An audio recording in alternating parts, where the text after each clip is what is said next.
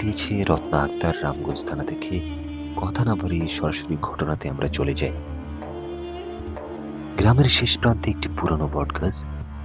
দিনের বেলা এখানে মানুষ চলাচল করলেও রাত নামলে পুরো এলাকাটা অস্বাভাবিক নীরব হয়ে পড়ে। গ্রামের মানুষ বিশ্বাস করত ওই বটগাছের নিচে ভয়ঙ্কর তান্ত্রিক আত্মা ঘুরে।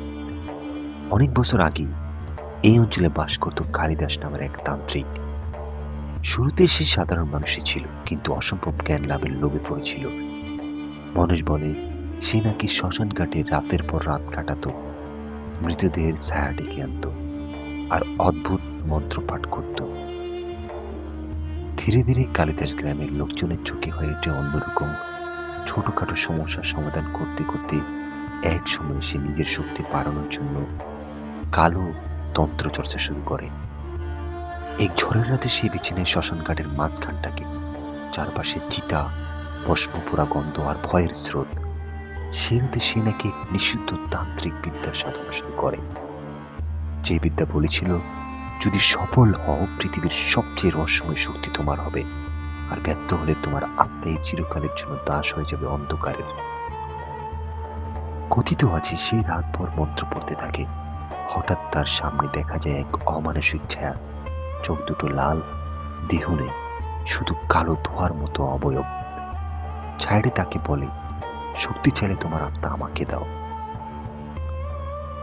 লোভে পড়ে কালিদাস চুক্তি রাজি হয়, কিন্তু চুক্তির শেষ ধাপ ছিল ভয়ঙ্কর। নিজের রক্তে মন্ত্র লিখে সে ছায়ার সামনে দাঁড়ানো। মন্ত্র শেষ হতে ছায়াটি অদ্ভুত হাসি দিয়ে তার শরীরে ঢুকে পড়ে। মুহূর্তের মধ্যে কালিদাসের চোখ লাল হয়ে যায়, মুখ বিকৃত হয়ে যায়, তার চেহারা আর মানুষের মতো থাকে না। গ্রামের মানুষ বলে সেদিন রাতেই কালিদাস মারা যায়, কিন্তু তান্ত্রিক তার শরীর দখল করে নেয়।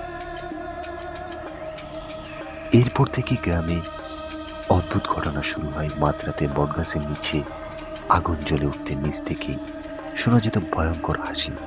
কেউ কাছে গেলে ঠান্ডা হাত গলা ঝাপটে ধরত। গরু ছাগল হারিয়ে যেত, আর মানুষ রাতের বেলা সেখানে যেতে সাহস করত না। গ্রামের বয়োজ্যেষ্ঠ জানত এটা আর মানুষ নয়, এটা কালতন্ত্রে অধিষ্ঠিত এক আত্মা খেলাঘর।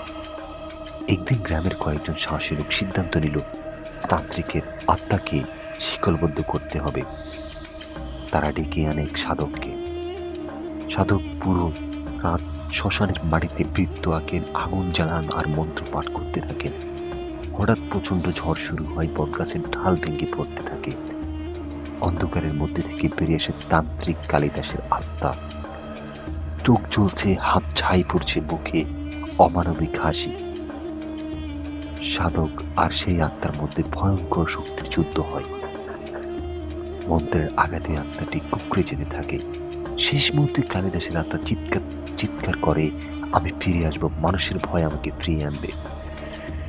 গ্রামে আজও মনে পড়ে সেই তান্ত্রিক পুরোপুরি নষ্ট হয়নি। আজ গভীর রাতে বটগাছের নিচে কেউ গেলে ঠান্ডা বাতাস অনুভব করে। মাঝে মাঝে শোনা যায় সেই ভয়ঙ্কর হাসি। মানুষ আজও বলে তান্ত্রিক কখনো মারা যায় না, আর তন্ত্রই তাকে বাঁচিয়ে রাখে।